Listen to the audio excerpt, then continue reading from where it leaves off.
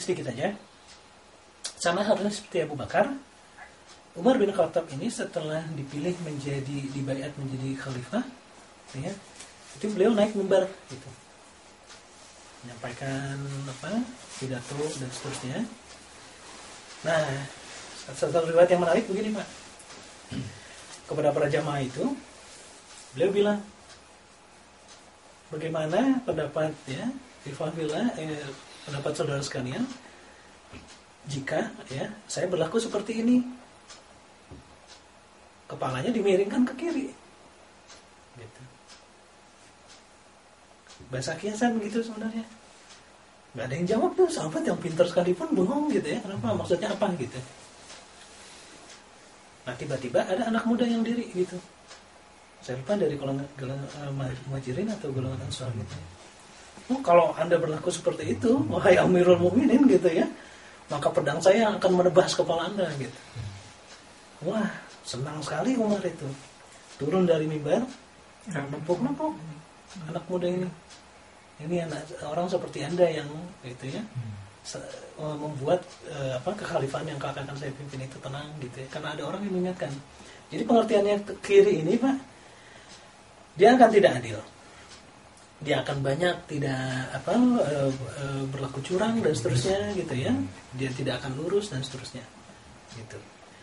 Jadi bahasa tubuh itu diterjemahkan sebagai ketidakberesan nanti gitu. Nah, yang mengingatkan anak muda yang bisa menangkap gitu bahasa itu gitu. Jadi selain masih muda juga cerdas gitu. Nah, Umar senang dengan anak muda yang tegas. Umar sendiri orang tegas soalnya. Jadi main pedang ya. Pedang saya akan tebas ini gitu seterusnya. Nah, surat yang dikirimkan kepada Panglima Khalid itu diterima oleh Khalid dengan baik. Perang ini masih berkecamuk. Umat Islam belum menang gitu ya, tapi masih berkecamuk. Suratnya sempat dibaca. Disimpan baik-baik oleh Khalid gitu ya.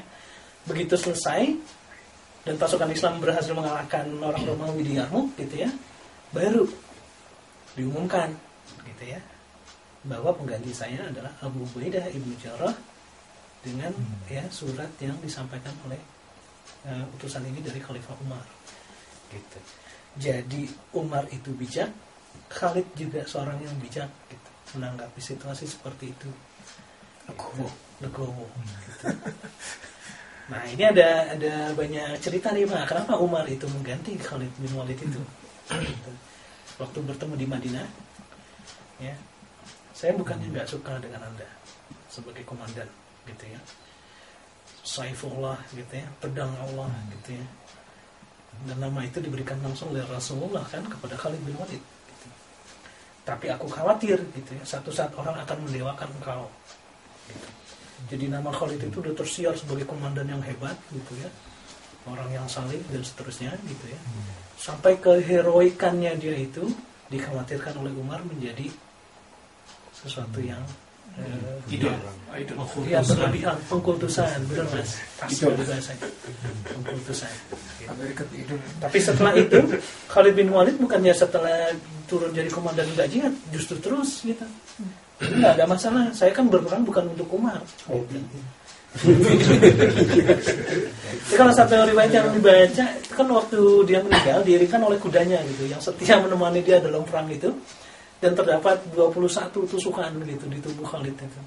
Jadi udah jihad kemana-mana gitu. Tapi meninggalnya tetap di atas tempat tidur biasanya. Iya, meninggalnya tempat tidur. Itu yang dia sesalkan kalau nggak mati syahid. Nggak mati syahid gitu. Bis pintar sih main pedangnya. Yang mungkin ada tambahan tadi bahwa dikhawatirkan dikultuskan. Terus Umar juga khawatir jadi bumerang buat si Khalid. Karena khawatir nanti jadi ujub dan seterusnya. Ya. Tinggi rasa. Tinggi hati. Itu menganggap hebat gitu. Ya. Itu perangnya berlangsung berapa lama itu Mas?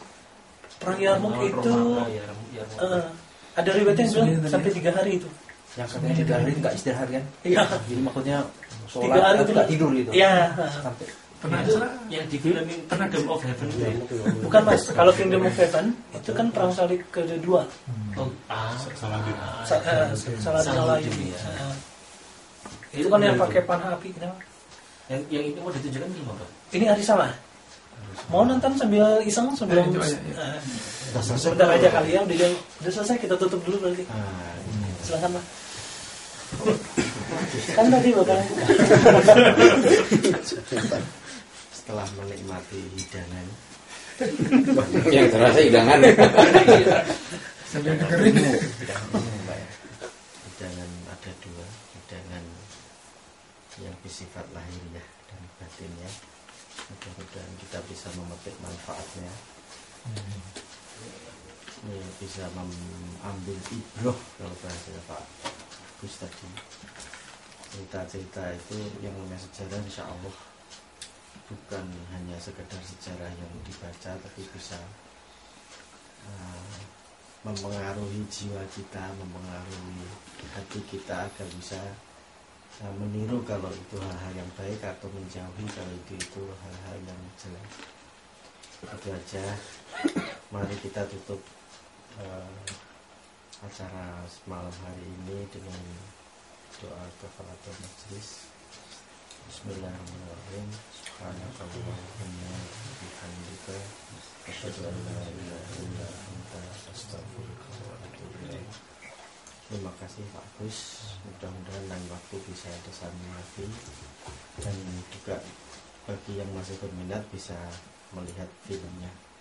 Assalamualaikum warahmatullahi wabarakatuh. Waalaikumsalam.